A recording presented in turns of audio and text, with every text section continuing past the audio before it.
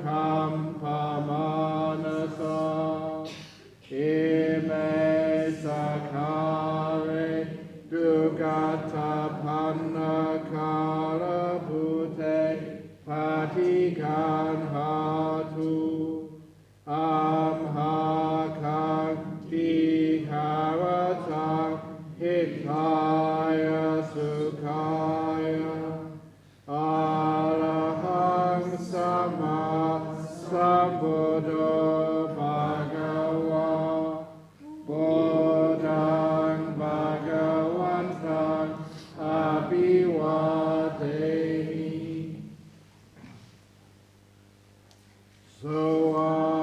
Sawakato bhagavata dhammo dhammang namasami Supatipano bhagavato sāvaka sangho sanghang namami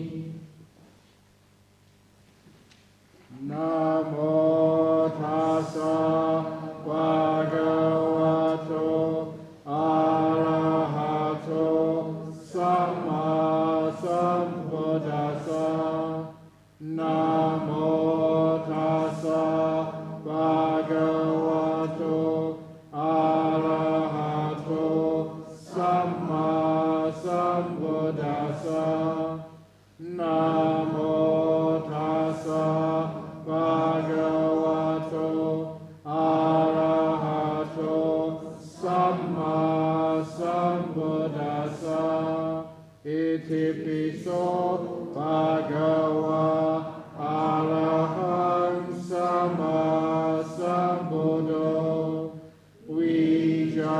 vijacharana sampano sugato lokavidu anuttaro purissa dhammasarati sata deva manusanam buddho bhagava tamahan bhagavantam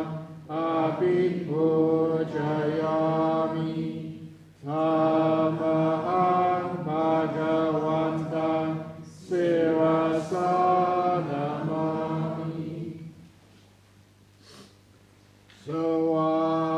Sawakato bhagavata dhammo sanditiko akhariko ehipasiko opanayiko pachatak veditapo vidyuhi tamaham dhammam abhipujayami tamaham dhammam sirasa namami Supatipano bhagavato sāvaka sangho Ujjapatipano bhagavato sāvaka sangho Yāyapatipano bhagavato sāvaka sangho Savichipatipano bhagavato sāvaka sangho Yadidang Chattari Purisayugani Ata Purisa Pugala Esa Bhagavato Sāvaka Sangho Ahuneyo Pahuneyo Dakineyo Anjali Karaniyo Anutara Punya Keta lokasa tamaham sangha abhipujayami tamaham sangha sirasanamami.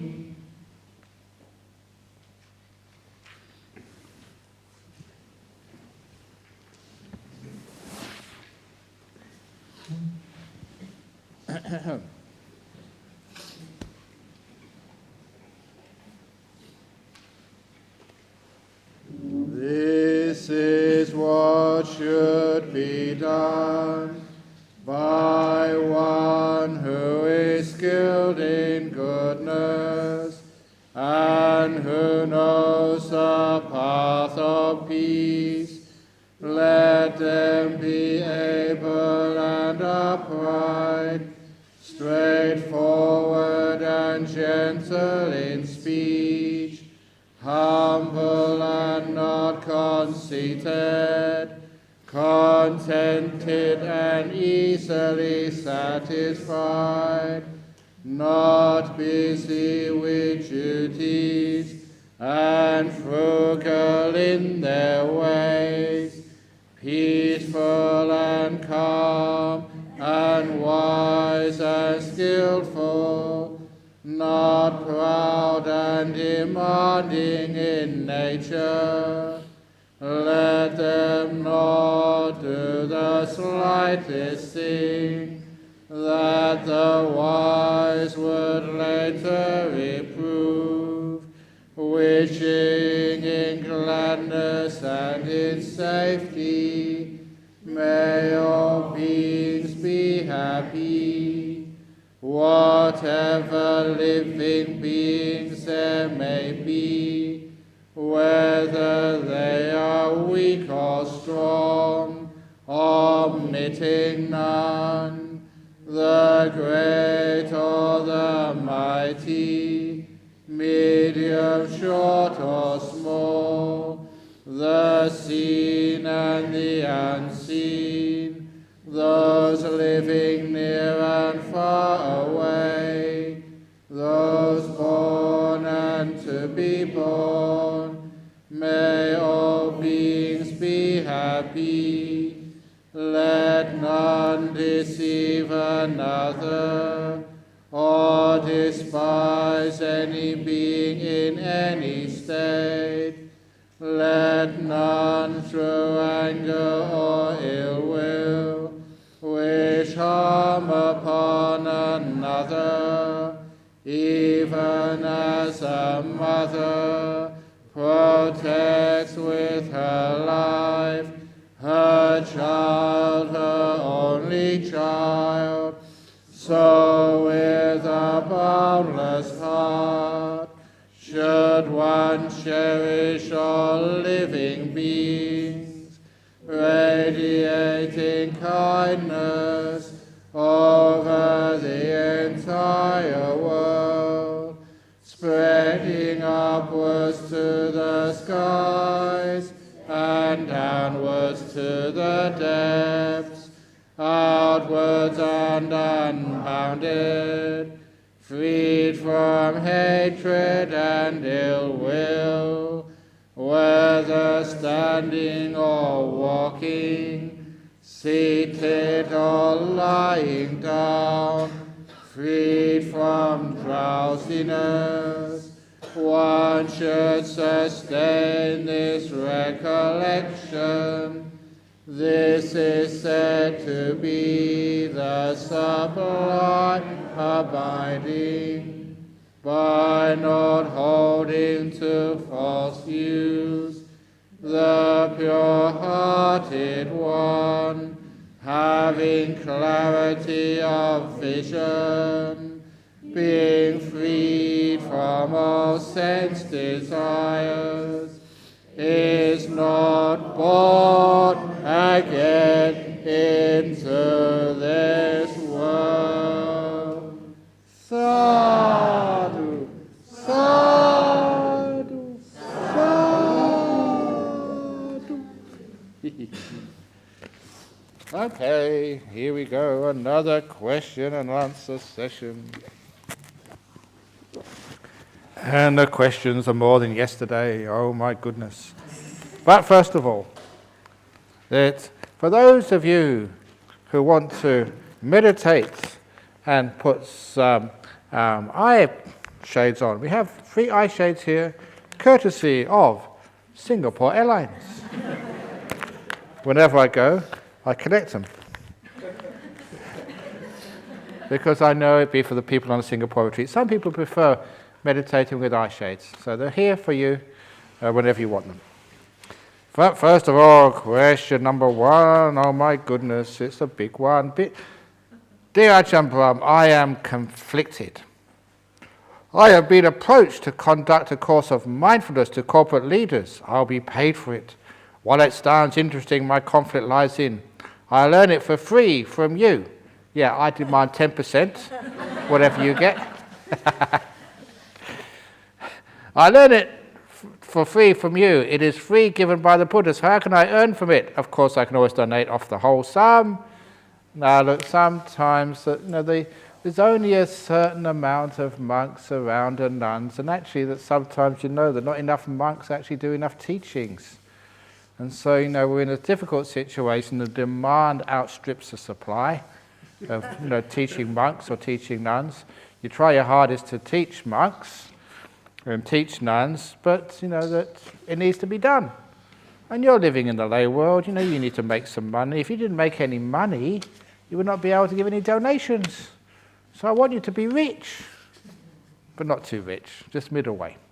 So that is fine. As long as, you do it. And like anything else you do in life, a lot of time you got your education for free. Many of you in places like, education is usually free in Singapore, isn't it?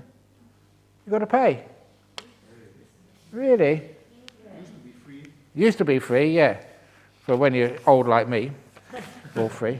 But, we give things for free and we don't expect anything back. So if you can make a livelihood out of it, fine. More importantly, we learn it to alleviate suffering and to teach corporate leaders whose ultimate goal is to earn more dollars. It seems like I am commoditizing Buddhism and diluting the teachings. Please advise. It does actually get some corporate leaders to be better corporate leaders, and if they're better corporate leaders, they don't cause too much trouble in this world. In other words, they can be honest instead of like Lehman Brothers or whatever else was really messing around. So one of the things when I was a school teacher, I remember one lesson I learned. They said, you may be teaching maths or physics, but you're also teaching who you are to your kids. You're giving a moral lesson as well. So when you're teaching corporate leaders, you may be teaching them a mindfulness, but you also teach them a lot of morality as well, by just the way you present yourself, the way you do things. And that's a marvelous way of actually just trying to get just more ethics in the corporate world, more trust. So that way, it's a good thing to do. So I will give my stamp of approval for 10%. If Buddha is still a teacher, if Buddha is a skilled teacher, why he teaches regarding psychology, suffering and the causes of suffering, and not positive psychology, happiness and the causes of happiness? It'll become a depressing teaching compared to other hopeful and thinking religions. Hopeful and thinking religions, well, some of the other religions, you've got to leave your brain at the front of the church to go in there. I mean, just the idea that this world was created only 5,000 years ago, well, it's ridiculous. And the dinosaur bones were put down there. They put all the fossils there. That was all done in the creation, just to confuse people. So if you actually think about it, and I remember it was in one of the great Christian theologians, it was St. Augustine. He was a really sort of interesting fellow because he says some great things. He said, Christianity is illogical. He said, therefore we have to have faith because you can't prove it through logic. But that whole argument, it was illogical. He was saying, A means B. He was trying to say it's illogical, but he was saying it's logical to believe. It was very easy for anybody to actually to see the fallacy of his argument.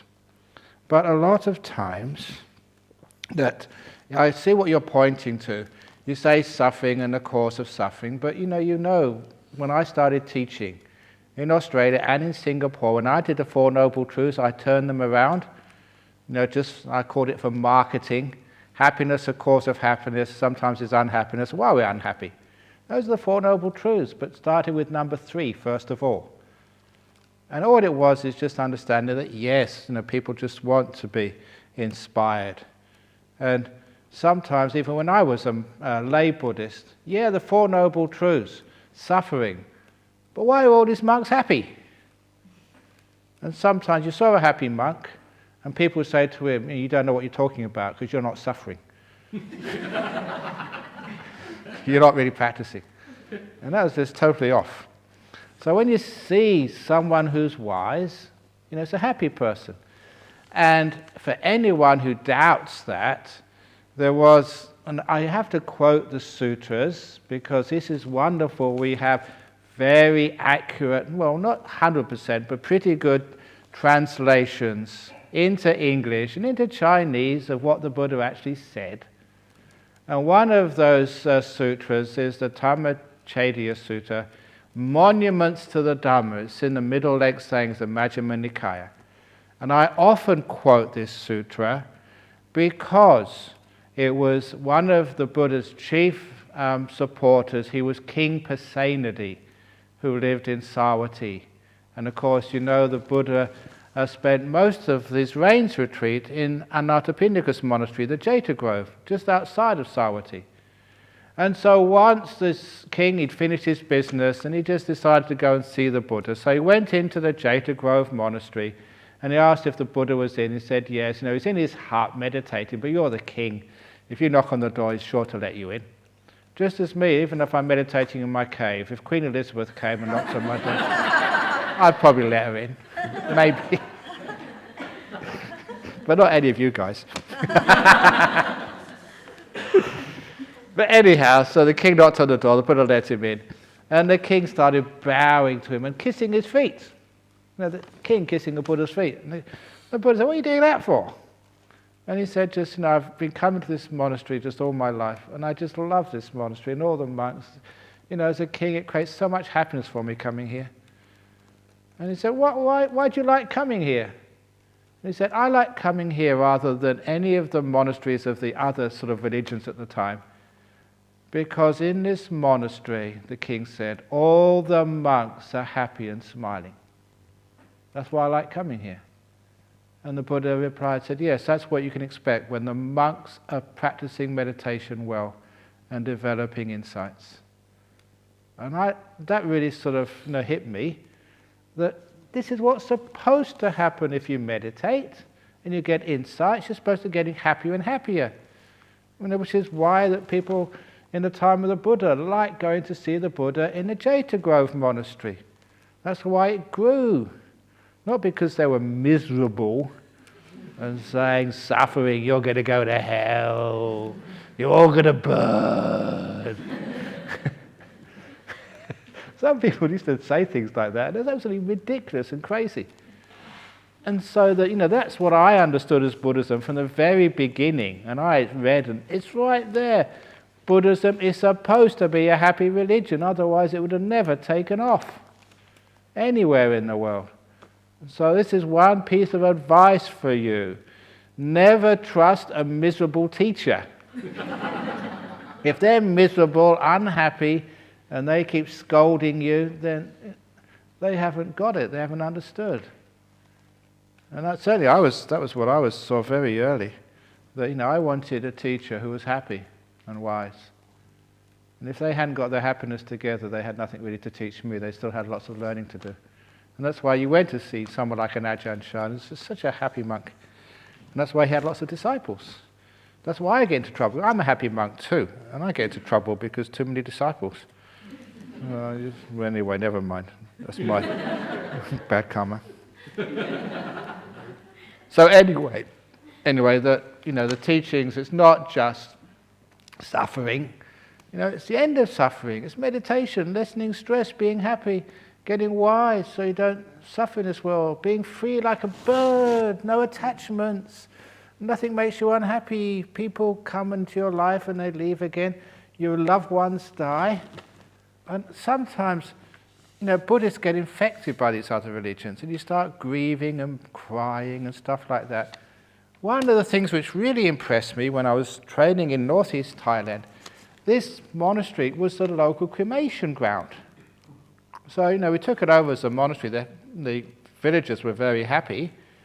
And, every week there was usually a couple of funerals. And just you get the wood from the forest, you put the body on top and you light it. It's just so simple. You see the whole body burn, all the time. An interesting thing, you learned a lot about cremations. When you do a cremation, you never put the corpse on its back. It's always on its side. And the reason is because when it gets burned, it's to do with the muscles. If any doctors or people who know about the physical body will tell you, once it burns, if it's on the back, it starts to sit up. And I've seen this. It actually, they put it on the side, but because it's on a funeral pyre, it sort of turns over. And so the body actually sits up, and the hand comes up.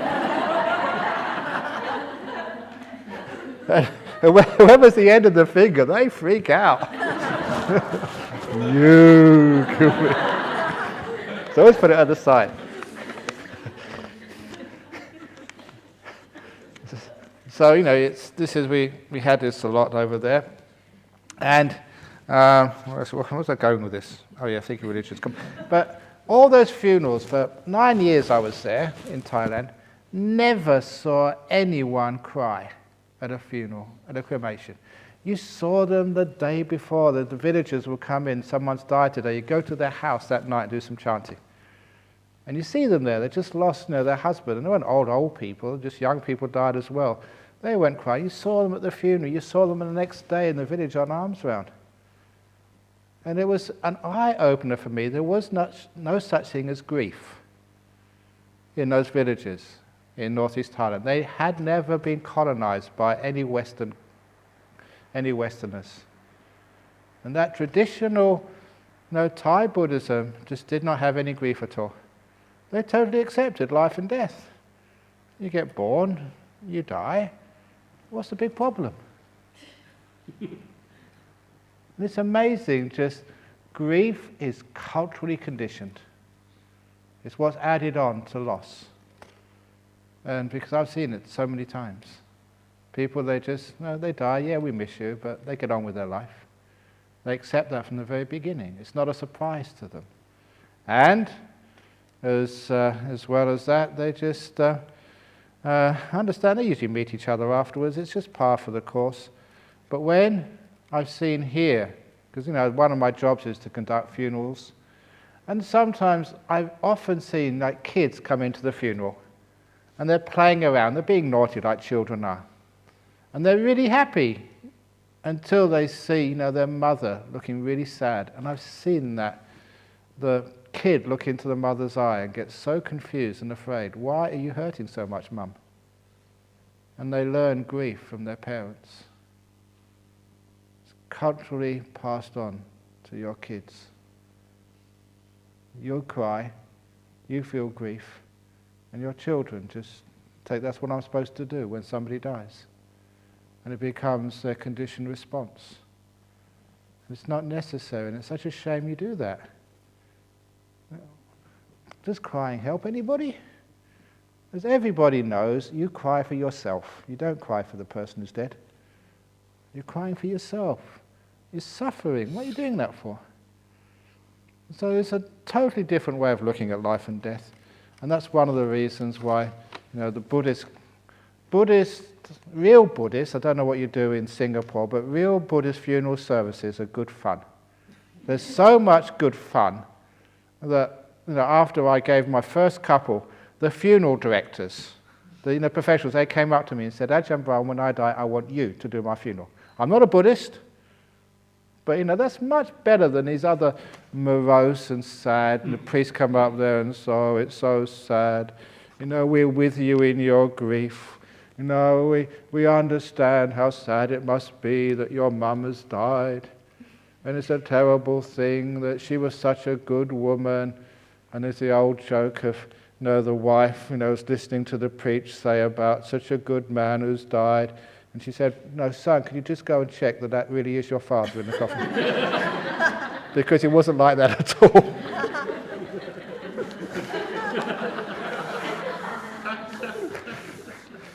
There's a trouble and I must admit that was something, from my own life, my father's own funeral. He was an atheist. I used to ask him about, what do you think about God? And he was in the Second World War. He said, I saw so much suffering, real suffering. People complain about terrorist attacks. Okay, these cities in England under the Blitz, bombs, thousands of them going off every night. Sometimes a house next door, the neighbours totally demolished, blown up to smithereens every night. And they just got on with life. And sometimes you read the stories of people in London. I remember just this one fellow, he's one of the disciples over here, he passed away some time ago. You know him, Al, Bruce Crowley. He was in the New Zealand army, he got captured and he escaped, and he got back to England, and he was a soldier. And then the first day in London, the air raid sirens came, and he just dived into the nearest underground station. He ran in, until he realised no one else was running for cover, only him, and he was supposed to be a soldier. He was acting like a coward. Everybody else, the air raid sirens were going on, the bombs were going off, they were just at the bus stop reading the newspaper. And he said, that they had this wonderful attitude. Well, if you die, you die, you're going to die one day. They say, and if your number's up, if your name's on the bomb, it's going to go off anyway. And that was so inspiring for people actually living in that land at that time. Well, my father just, said, well, he's seen so much suffering, he can't believe in a God. No God will allow that to happen. But when he died, my mother, she didn't really know what to do. It's like everyone else, you just do what everyone else does. So we got the old preacher from the crematorium, and I was there, and the preacher was saying, oh, Mr. William Betts, he was such a good father and such a kind man. And I felt, I was only 16 at the time, and because it was not really the right thing, I really felt going up and say, what the hell are you talking about? You didn't even know my father, okay, you're saying nice things, but you're not being truthful, you're not being honest. Just say you didn't know him. But, that was, because this was my father, it was his funeral, at least I wanted honesty. And so the whole thing for me, the funerals of the Christians which I saw, there was just something very bad about it, something wrong. From the very beginning, you celebrate a life. And that's actually a big thing these days. We come here to celebrate a life, not to mourn a loss. But it's always been like that in Buddhism. It's not just a new fashionable thing. And so Buddhist funerals are much more fun. We tell jokes. And when I say that, I ask people, when you have your funeral, would you like people to laugh? And exactly, people say yes. They want to remember me with a smile. I don't want you to be sad when I die. People who come to your funeral, your loved ones, your friends, you want them to be happy. So that's the whole attitude towards death. It's really weird in the West. And one of the weirdest things which happened, I was on retreat, range retreat some years ago, enjoying myself to the max, meditating, blissing out. And when I came out, even the monks were upset. So what's happened? Haven't you heard? I said, I've been on retreat. Princess Di is dead. Well, what do you expect with a princess with a name like that?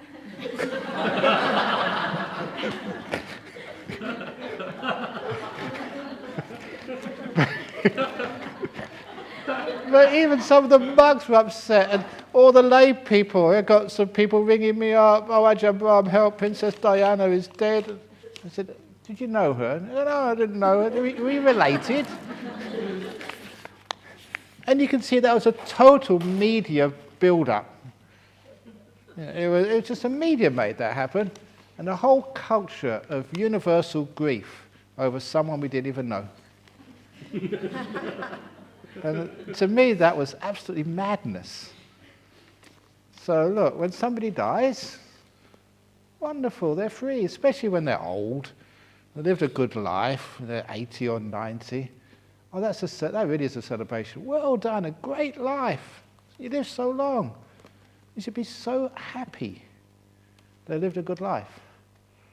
So you don't think of the death, you think of the life.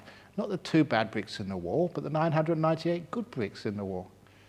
And when you look at it that way, just someone dies that's a really good person. Oh, it's been such a pleasure to have known you. Thank you so much. Well done. And it's like just a big celebration. The end of the concert. The football team has won the World Cup. You know, your grandma has done the same in her life.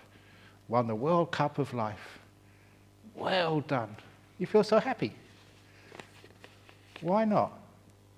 Isn't that a much more sane response?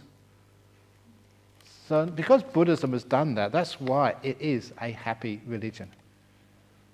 And you know, it's not as if you have to get these stuff out of Buddhism to promote it. It's always been there. And some of the other places, they're always just really miserable religions to begin with. Dear Ajahn Brahm, is there a difference between these 3? Being mindful, being conscious, being Zen, and thank you. That's 4 things. Being mindful, being conscious, being Zen, and thank you. It's all just being. So take off the mindful, take off the conscious, take off the Zen, take off the thank you, and just being. That's all you need to do. Wow.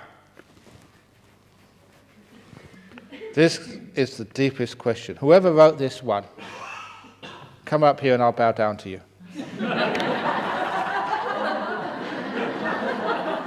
Whoever wrote this is already enlightened. They've reached the nothingness. The blank sheet of paper. Wow. That's so profound. Ajahn Brahm, I feel a great tiredness in my heart when in meditation. Should I then focus on great emptiness or the fatigue in my heart? It's not your heart. It's just your body's heart. Body's sometimes tired, sometimes it's got energy. So it's only a tiny bit of you. So don't focus on the tiredness of your heart. Instead, focus on the rest of the body. And sometimes you look at that tiredness and think, oh, poor heart, you've been beating ever since I've been born. And if you've been working 24 hours a day, 365 days a year, for all the years you've been alive, wouldn't you be tired?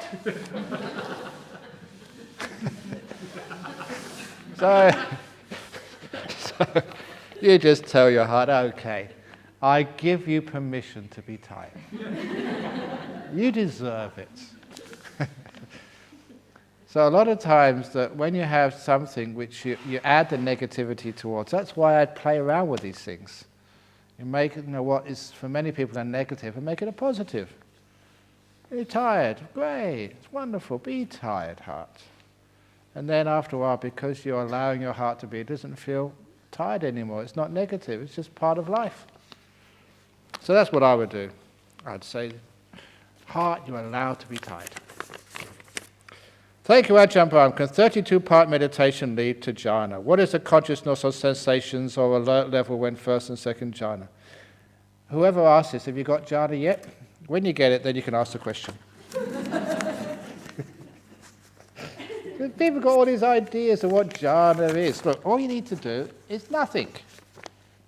So sometimes we want to do something. The 32 parts is actually 31 parts by the Buddha, and then they added an extra one. Interestingly, in the time of the Buddha, the people didn't really have much idea of the brain. So 31 parts, and they left out the brain. And then, I think that's one of the reasons why they were so wise in those days. They didn't pay too much attention to the brain. And now, they added in the commentaries, it came 31 parts to 32 parts, they added the brain. And that was where the trouble started. But all you do this for is just to look at your bodies. So it's just the heart, it gets tired, it's just your liver, it's just your hair. It's not important, it's just body, that's all. It's not who you are. It's great when you just look at this body. And if ever you have the opportunity to go to an autopsy and see everything taken apart, and look inside there, and it's mind-blowing. You know, the first autopsy I went to, I didn't realize just how small the brain is. And you get this idea, the brain is huge. It's tiny. And that's a brain. And so this little thing gives all the trouble. And then they open you up, and it's really fascinating to see all the little parts and how they all fit together inside. So, that was actually part of the training for monks, actually to go and see an autopsy. And, the trouble is these days that people just have this cult of the body. And so, no, you can't see my grandmother because it's sometimes special and I don't want her to be disturbed. It's only her old body, it's just like a car wreck. Of course you can go and see it. So in the first years here we could go and see it, but now people say, no, the relatives will complain. So we can't see it anymore. But I remember okay, we go funny stories. The Bhante Ji, Venerable Gunaratana, he was a great teacher, lives over in Virginia in the United States. So one of his disciples, lay people, they heard about this. They said, let's try and go and see an autopsy. Who knows, we might be able to get in. So they turned up there at the local hospital and said, for religious reasons, because we're Buddhists, can we go and see an autopsy? We'll just be quiet, just to look. And they said, no, you can't do that. And they argued and tried to make a deal and something, but no way could they get in. So most of the people went home, except one of the disciples. He stayed around, to keep on trying. He really wanted to see one. And there's this one guy came out, he said, can I see an autopsy? He was one of the, what's it called, the workers, the people who help the doctors. One of the medics there, and he said, no, you can't. And anyway, I'm not in the right mood for doing that because, going through a divorce. And the student of Venerable Gunaratana said, you're going through a divorce. I happen to be a lawyer. I can help you with the papers. And, it's very expensive, getting a lawyer in the United States. He said, really? He said, yeah, do a deal. I'll do all the paperwork for you for your divorce if you let me see the autopsy. And so the guy said, okay. So, he helped him with the papers, and then, the guy took him into the autopsy room, dressed him up in the green, whatever they do. And, that he was around when he got the next autopsy. He was an African American. They didn't know why he died, and they were opening him up. And, they started seeing that, he'd been under many operations. They called him a piece of work. And then actually they were looking, and they found out the reason. They gave it a Latin name. The reason why he died. And this guy was a lawyer. Lawyers, they just cannot keep their mouth shut. And so when he heard this Latin name, he said, oh, that was, I forget, was that cancer or something? And everybody stopped and looked at him and said, who are you? What are you doing here? Because it actually meant, malpractice. It was a mistake. Some doctor had sort of snipped the wrong thing. And he said, oh, I'm just a lawyer. And everybody froze. Get out of here, quick. Because this was, a doctor had made a mistake somewhere, and there was a lawyer there who shouldn't be there. Saying, well, admit this. I mean, there's millions of dollars of suing. So they got him out there as soon as possible. And he wrote about his experience in the newsletter. So, it's so hard to go and see an autopsy, and that's one of the reasons why. But he said it was so amazing, actually, to see the body opened up. And when you do that, you don't really feel, this is just a body, that's all. You don't get so attached to it. It's not such a big thing. Which means that, when you die, you die. That's it, easy. It's not the first body you've had. And it's not the amount of life you live, the number of years. It's always quality of life. How do you use the time you have?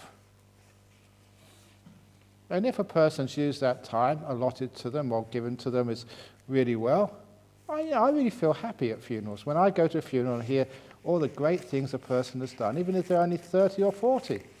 I feel so happy. Well done, you made a good job of your life. But what I really sort of, saddens me is when somebody dies 60, 70, 80 years of age and they've been selfish and not generous at all and just a troublemaker. And I think, what a sad. They've got this beautiful human life and a great opportunity, they've wasted it. They're just arguing and being selfish and accumulating wealth. And they've got this incredible coffin with all these gizmos on the outside. But it all gets burnt anyway. So, just those people, I think, what a waste of a life. So that's actually where, with all this 32 parts, we do that so we can look at this body for what it truly is. Nothing much. It means you detach from it. It's not important. You look after it, you care for it, just like a car which is you've borrowed or rented. You care for it, look after it. But you don't sort of overreact.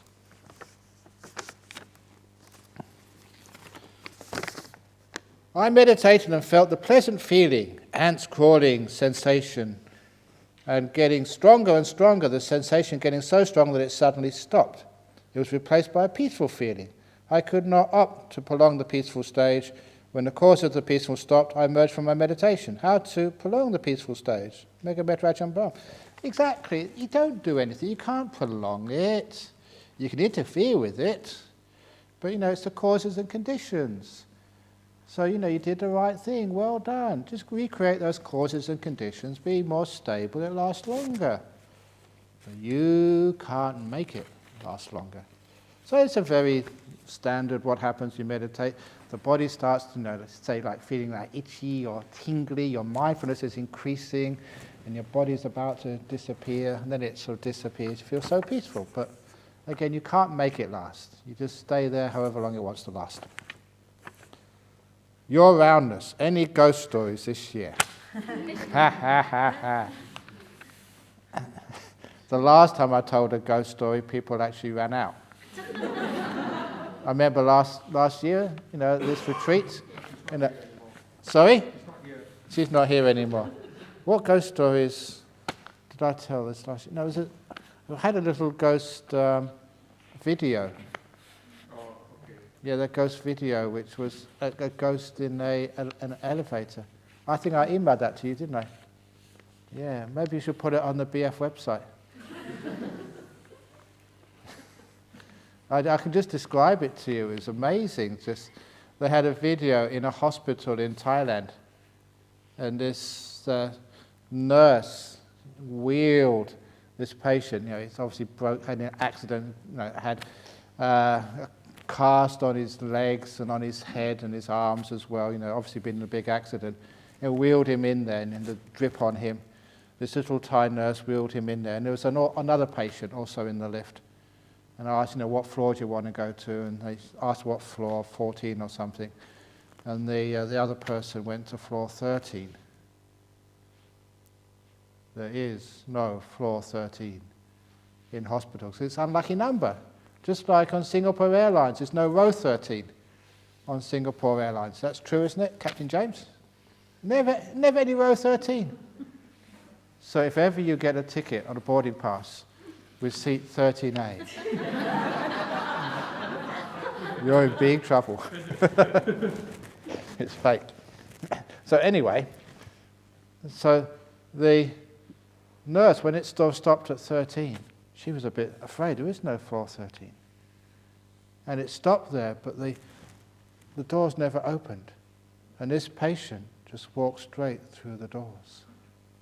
It was a ghost. And the nurse, she collapsed. She fainted right there. But the patient, he was in a wheelchair. He had cast. He couldn't go anywhere. And so he was shaking and screaming, I want to get out of here. I want to go home. And then the next part of the video clip was, I forget the brand name, say, Acme Vitamins. If you take your vitamins, then you don't need to go to hospital. It was an advertisement on Thai TV, making people so scared of going to hospital. So they take their vitamins supplements. So it's funny. L, I think I showed you that, didn't I? L? I think you saw that one, yes. So that's it, the ghost story. They use it just to sell things these days. The Ajahn Brahm. In Anapanasati there are 16 steps. In your book Mindfulness, Bliss and Beyond, it is mentioned this is a complete practice that can lead to jhana, even enlightenment. How does or at what point that satipatthana comes in? How does Anapanasati, satipatthana relate? Or when do you know which to apply? Please read the Anapanasati Sutta. What is it? 108 of the Majjhima Nikaya, 118. I always get that wrong. I think it's 108. But if you read that, it actually says the first 4 stages of Anapanasati, watching a short breath, a long breath, calming the breath, and what's the last one? Releasing the breath.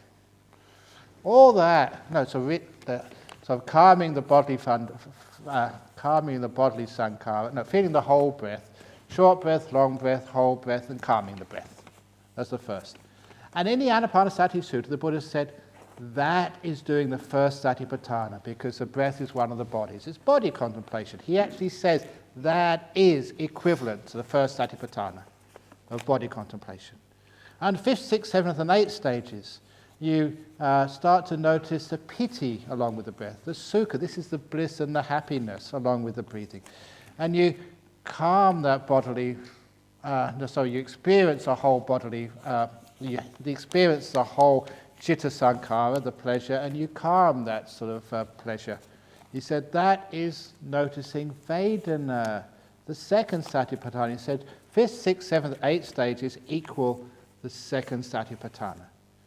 And then the 9th, 10th, 11th, 12th stages of Anapanasati, you experience a citta. That is the nimitta, the light which comes up, which is a reflection of your mind. I'll talk more about that later. And then you brighten that nimitta, you calm that nimitta, and then you release into a jhana. He said that is citta contemplation. 9th, 10th, 11th, 12th stages of Anapanasati equals the third satipatthana. And once you emerge from the jhanas, the 13th, 14th, 15th, 16th steps is contemplating relinquishing, contemplating anicca, contemplating fading away with raga, contemplating nirodha, cessation. He says that's the last satipatthana, contemplating dhammas. And so the Buddha actually said specifically, and it's really clear, anyone who does the 16 stages of Anapanasati at the same time completes the 4 satipatthanas. They're not different. They are exactly the same. If you don't believe me, I've got a copy of the book in my room. You can actually see it there, and it's amazing. There's no difference there. At what stage do you do vipassana or satipatthana? It is satipatthana. Very good. Where is this? Is it true that some people cannot get nimittas? Do people ever go straight to jhanas? Sometimes they can go straight to jhanas, but it is encouraged, advised to go through the nimittas, because then you know where you're going. It's sort of like sometimes you go somewhere and you can't find your way back there because you weren't really aware of what was really happening. So the nimittas are the best way to the jhanas. And everyone can do it. And sooner or later, and I promise you, sooner or later, every one of you here will experience a nimitta. When you die. And you go towards the light. That is the nimitta, exactly the same. So I guarantee. If one is at jhana stage, is it possible to feel piti and sukha, still have feeling senses? You still feel the sense of the mind, the 6th sense, the citta. You don't feel the body senses. So seeing, hearing, smelling, tasting, touching is turned off. All you have is just the mind sense. And of course, that is very beautiful. That's a piti sukha with the mind.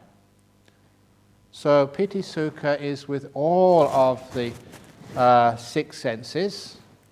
But here you're seeing the piti sukha, the joy, the bliss, just through the mind sense, the 6th sense, not the others.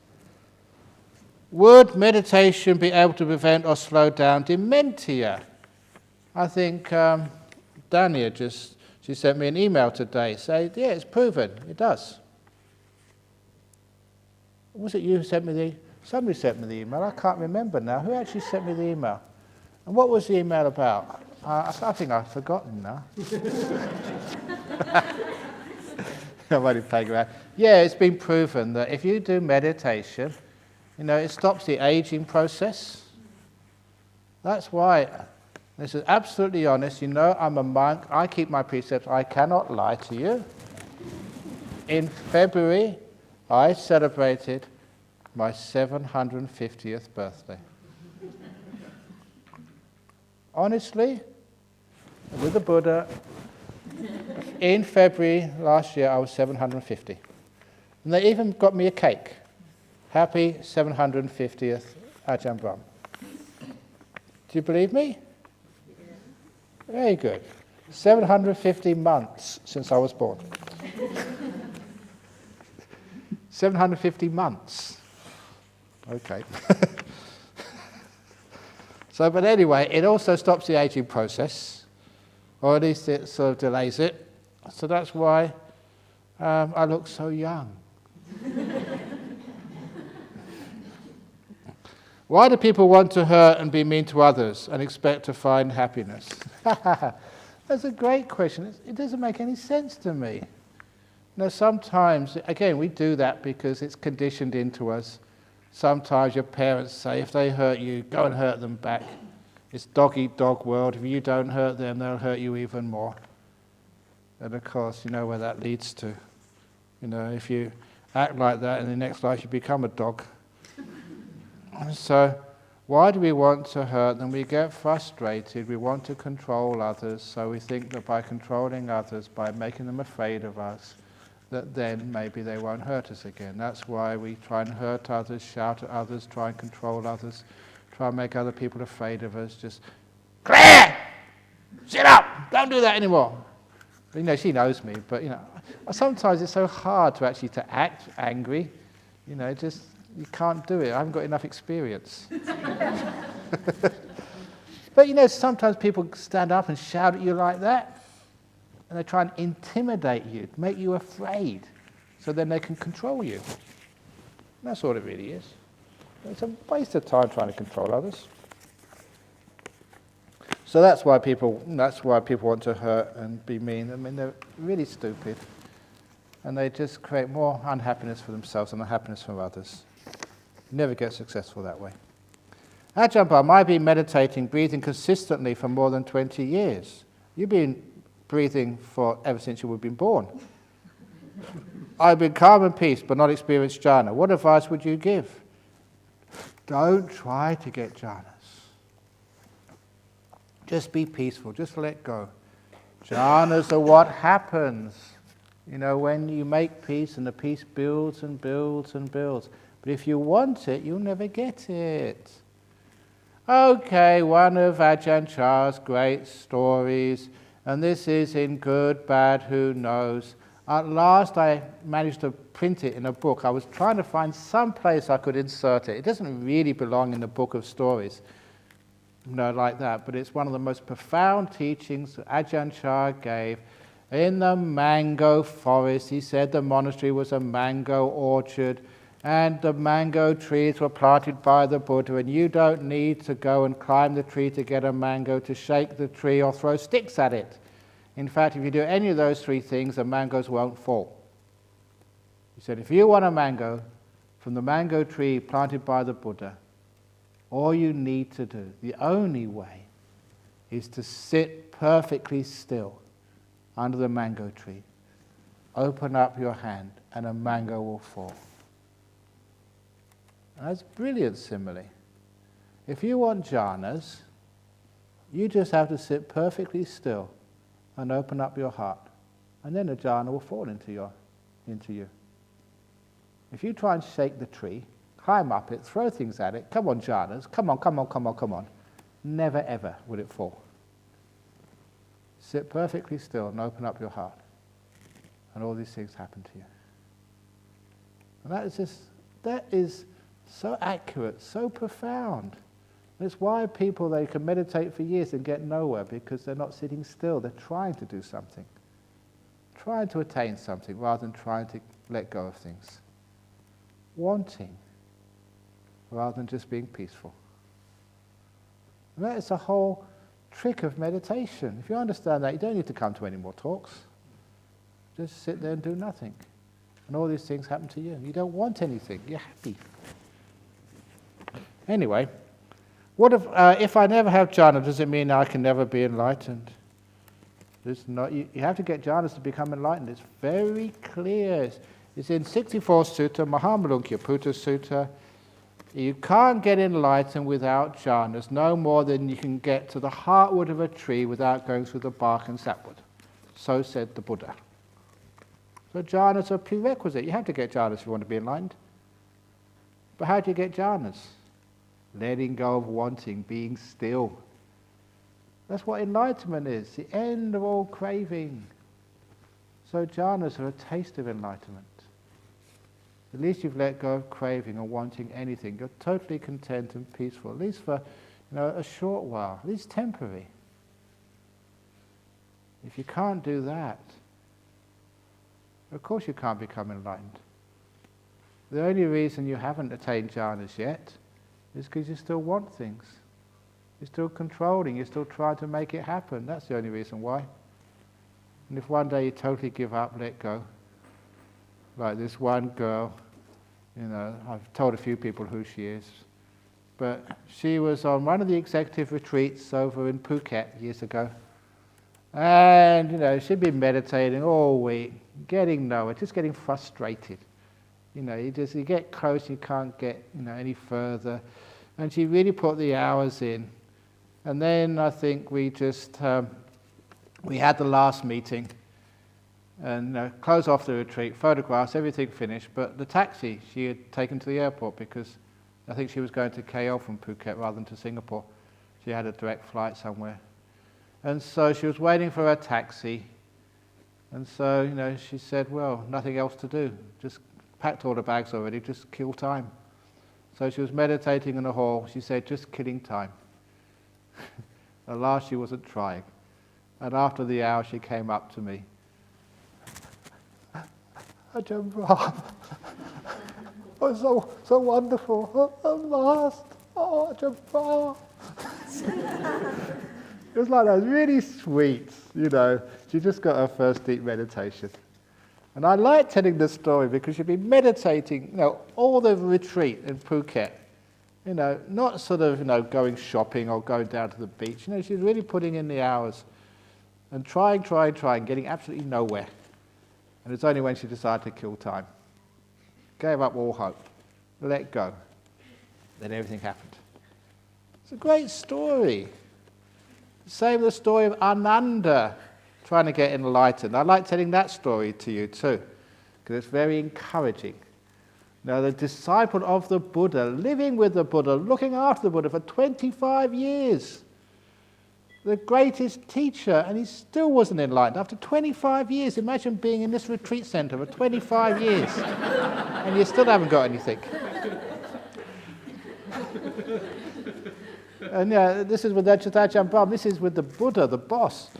And after 25 years, when the Buddha died, he thought, what's the hope now? Can't get enlightened when the Buddha's around. No way. So, he spent the next sort of 3 months or so. He was a go-to person, organizing things, talking to people. And one of the monks there, Mahakassapa, decided to have a big meeting of all the monks to try and get all the teachings, collect them all. Because, you've heard something else, you've heard something else. We want to get all the teachings together. And so they had a meeting of 500 monks.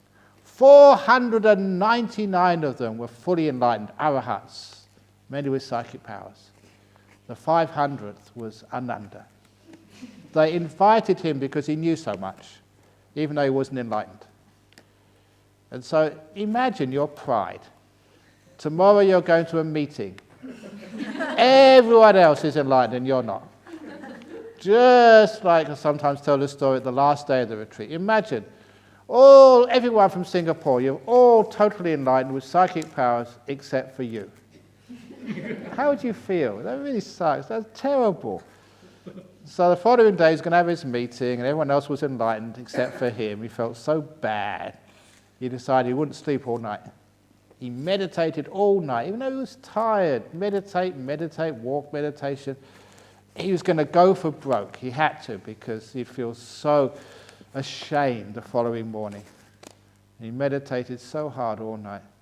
When the dawn came, hopeless.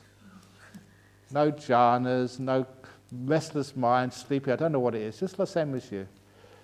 And so he gave up. He had a couple of hours before the meeting started, so he said, I'll just take a nap. He'd been up all night. And so before his head hit the pillow, he became fully enlightened, another arahat, when he gave up. And just to show he was enlightened, because, he just got enlightened. People didn't know, just the old Ananda, the same old. So he decided to make an entrance. He waited to come late. Everyone was in the meeting. They were waiting for him. He hadn't arrived, so they locked the door. And he came in through the keyhole. That's called making an entrance. And they all realized, wow, what have you been up to? That's really cool. And you're enlightened. Welcome. So the 500 arahats, and he became the 500th. So we call that the Ananda method of enlightenment. And as soon as I'm finished here, you can try it. Laying down. Now, it didn't work this time. You can have many naps during the day. And every time you're taking a nap, it's an opportunity to practice the Ananda method of enlightenment. We say that story because he let go. At last he stopped trying. He gave up. No wanting, no expectations.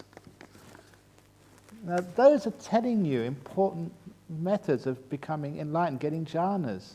You sit under the tree perfectly still, not wanting things. And then these things happen. You want, and that tree shakes, nothing falls.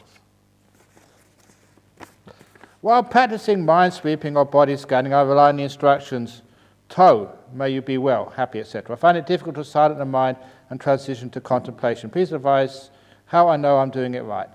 You know you're doing it right if it gets peaceful. Remember, the mindfulness gives you feedback. If the body's relaxing, you're doing it right. You can feel that. If the body's getting more tense, you're going in the wrong direction, so turn around. If the body's becoming delightfully relaxed, you get some happiness, then great, you carry on. Same with the mind. If you're getting more tense, more angry, more upset, you're going in the wrong direction. So the mindfulness gives you feedback. And you don't need to be that wise to know that this is the right direction. You feel more peaceful, more happy, more light. It's the right direction. Carry on. And actually, when you do the body sweeping, it's okay to say, toe, may you be happy and well. Ankle, may you be happy and well. Yeah, you're doing something, but it's not very much at first. At least you're not thinking about what you're going to have for dinner when you go back to Singapore, and how you're going to invest your shares when you go back, and all the other stuff which you keep thinking about. At least, you're focusing on something which is real, your own body. So that is okay. Can you share with us how you feel about regression, past life, in between lives? Is it something that would help hinder this path, or does it not make no difference? I am tempted, but I am hesitant. Thank you. It's great when people remember their past lives. Even I won't say who it is, but someone who was here for the 3-month rains retreat. One of the lay people, they got past life memories, and they've been checking it out. Another one, and it seems to be true. They were just telling me the other day, and I won't say who it is, you told me. Great, these things happen, because you don't want to say, because it's up to them to tell. And there's another guy. I told about that in the talk over in Singapore. He got back to his past lives, and as a result of that, he says, I've got to keep my 5 precepts now. And it's really made him a very strong Buddhist. Before, maybe if my friends, have a drink, I'll have a drink as well. But, he realizes, because with the knowledge of his past life comes the understanding of the importance of karma. And he's like a Westerner, an ordinary guy, from Perth. You wouldn't know that, he was a Buddhist or got these memories. And he says, 5 precepts are really important. He has to keep them. And also service to the community. That's the other thing he's doing.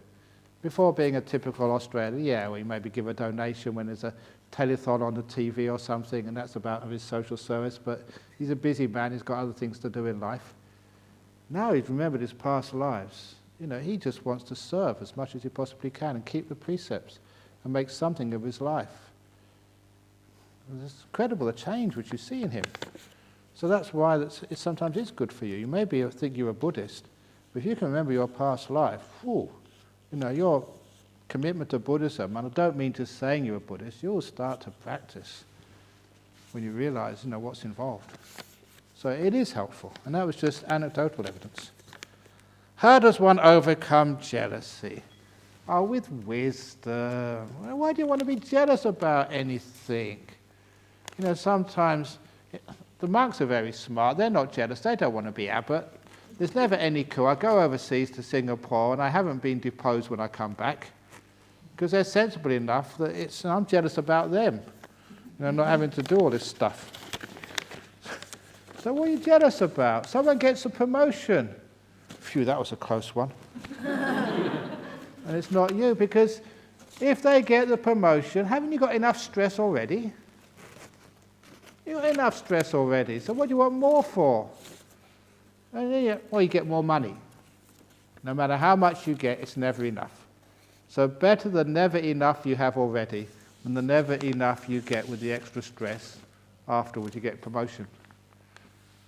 Just be content and happy, and then you're not jealous. When you want something, then you look at other people and they have it, and you get jealous. When you don't want anything, there's nothing to be jealous about. If everything is impermanent, would the earth also expire one day? It's going already. The earth is heating up. You wouldn't believe it today. It's not supposed to be so cold and rainy in October. So, maybe Singapore's heating up, but Perth is cooling down. So please, travel around more, burn more fossil fuels, and then the next BF retreat in October won't be so cold. I shouldn't say things like that, especially when it's recorded. I get in big trouble. So the earth does expire, just science does. I remember hearing the sun, it's big nuclear reactor, fusion reactor, and we know what's going to happen to it. It's going to get hotter and it's going to expand. Now the sun is going to expand in size. It's going to completely sort of get bigger and sort of swallow up Mercury. And Venus, it doesn't get that big that it gets into the orbit of Venus, but Venus gets vaporized and so does Earth. We're all going to get vaporized. And all of Jhana Grove is just going to be vapor and dust thrown off into the edges of the universe. All of your mother's ashes in these big, expensive pagodas and stuff where you keep them, they're not going to stay there forever. Everything is just going to disappear.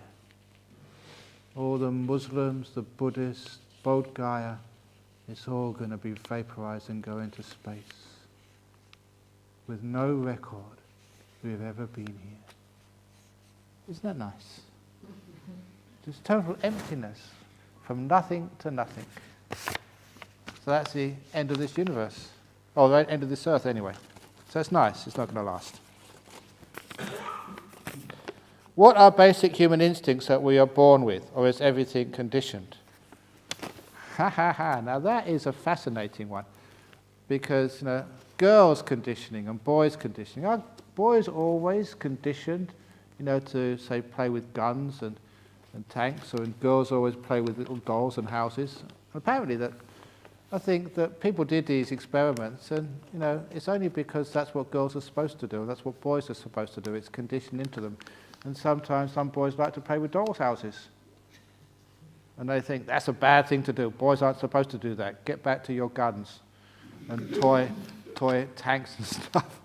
we condition into it what we expect from people.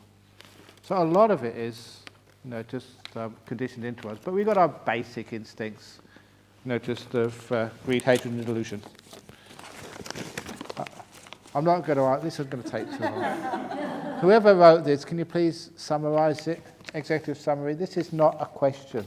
This is an essay. So please, whoever, I'm going to leave this in here. Just make it very small, please.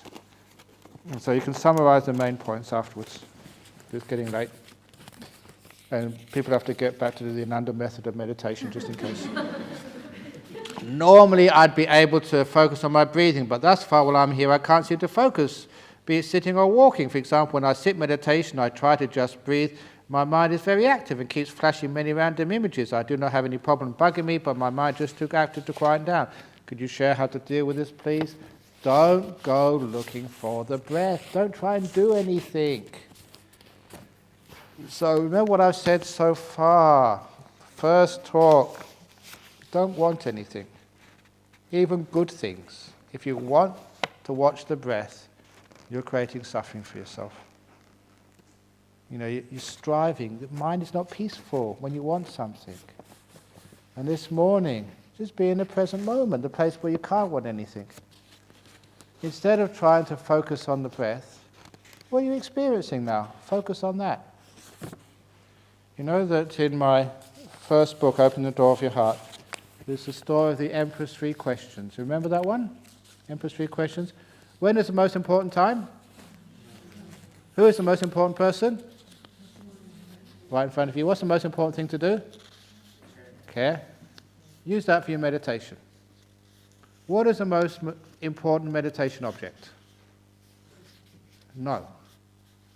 The experience right in front of you right now. Sloth and torpor, restlessness, ache or pain, noise, whatever's right in front of you right now is the most important meditation object in the whole world. Now's the most important time. What are you supposed to do? Care for it. It doesn't matter what you're experiencing. How you experience it, that is a trick in meditation. Nimittas, sloth and torpor, a sort of a weird vision, that is not important. How you react to it is important. You can't change life, but you can change the way you look at it. So the Emperor's Three Questions is a great way of meditating. Now is the only time you have. Forget about trying to watch the breath next. Forget about jhanas, they're in the future sometime. Now is the most important time, and whatever you're aware of right now, that is the most important thing in the world. Just care for it. That stops all wanting, stops all aspiring for things, and stops all judging. As I was saying in the first talk, you think this moment is not good enough, you want something better. You think the tree has to be perfect to be lovable. This moment is the only one you have. Whatever you're experiencing, whatever it is right now, give it maximum importance so you don't want anything else. And I guarantee then you'll be still and the jhanas will just fall into you. And you'll be enlightened this evening if you can do that. Give it a go. While doing sitting meditation, sometimes I feel like I'm expanding or tilting or sometimes floating. I feel very light, though I'm also aware that my body is still sitting on the cushion.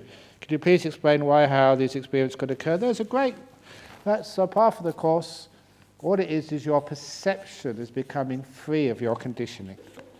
I call it perception getting its wings. When it happens, enjoy, because you get some weird things happening and it's enjoyable. Sometimes meditation can be boring, watching your breath, watching the nimittas. But when these things happen, it's fun. You feel yourself expanding. Just expand as much as you like. That's my problem, because that happened to me. I was meditating and I felt my body was expanding. And someone disturbed me and I got stuck.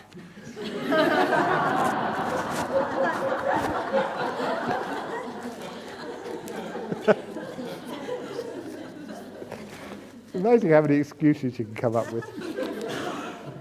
But it does happen, you feel like you're expanding, falling into the ground, rising up into the air. And again, you're perfectly safe. Just enjoy the feelings. It's just what happens. in meditation. After a while, they settle down, you get very peaceful. But it's a nice stage. When I meditated, I saw total darkness without any thought. Am I in the stage of nothingness? Who cares where you are in, what stage? Don't give it a name. Were you enjoying it? Was it beautiful? That state of darkness, give it importance and care for it. That's all you need to do. You can give it names later on, because you need more experience to find out exactly what it is. Because you say the state of total darkness, there's no such thing as total darkness. All it's like is going out from a lit room into the darkness. It takes a while before your eyes can adjust to the darkness, and then you start to see things. So stay in the darkness until you can start to see what's there. If a person can no longer commit sexual misconduct, adultery, is he or she a stream winner or a once returner? How do you know you can no longer do it? Because sometimes people think like that, and they get themselves into trouble. Because sometimes the only reason you can't commit sexual misconduct, adultery, sometimes you haven't had the opportunity, or you haven't had Viagra yet, or whatever it is, because you're old. But is that really why you can't have sexual misconduct or adultery? Sometimes the only time that... I think I misunderstood the question over here. You can't have any sexual thoughts and stuff when you are a non-returner. But I think you're saying here about keeping your precepts of sexual misconduct, adultery, the fourth precept. If you can no longer break that fourth precept, are you a stream enterer or once returner? Actually, it's really unlikely if you're a stream enterer you could break any precept, because it just stop you. But you can break precepts as a stream enterer, but because you lose it for a little while, you forget. But you usually have to confess pretty much. You can't hide it. That's what they say. But the more advanced you are, the less likelihood you will do that, because it's a stupid thing to do. Why do you want to commit sexual misconduct, adultery? It hurts so many people. So it can be done, but it's very, very, very unlikely. So that's the answer there. Very, very unlikely. Last question, what is the purpose of walking meditation? Is it the same as sitting meditation, to quieten down the mind? Or is it for the training our mindfulness to turn off the autopilot of walking so it can be aware of every moment and cessation? Besides the awareness of the feet, do we also be aware of our breath? The last question first. No, only one thing to be aware of at a time. So if you're aware of your breath and aware of your feet at the same time, you actually split your awareness. So focus on one thing, it's much better. So you don't have to be aware of your breath when you're doing walking meditation, just the feet is the best. And if you're just aware of your breath rather than the feet, then you don't know where you're walking. You don't step on things. So try and just be aware of your feet. That's the very, very, very best. And what's the purpose? Because it does enhance the mindfulness. It does learn how to let go of all wanting, because you can't want very much on the walking path. When you actually sit down with your eyes closed, you can fantasize and dream and just plan. But when you're actually walking, it's much easier to keep your mind peaceful, because you've got to walk backwards and forwards. Because your eyes are open, it's very hard to fantasize, to plan and to dream. You can, but it's harder. So that's one of the reasons why it's nice to do some walking meditation. And it does help, because you sit a lot and your legs, your back gets sore. So it's nice to exercise, and it's good for your health as well. So there we go. That's the last question, and it's 11 minutes past 9. That's extra. We won't charge you any extra for the 11 minutes over time. So have a nice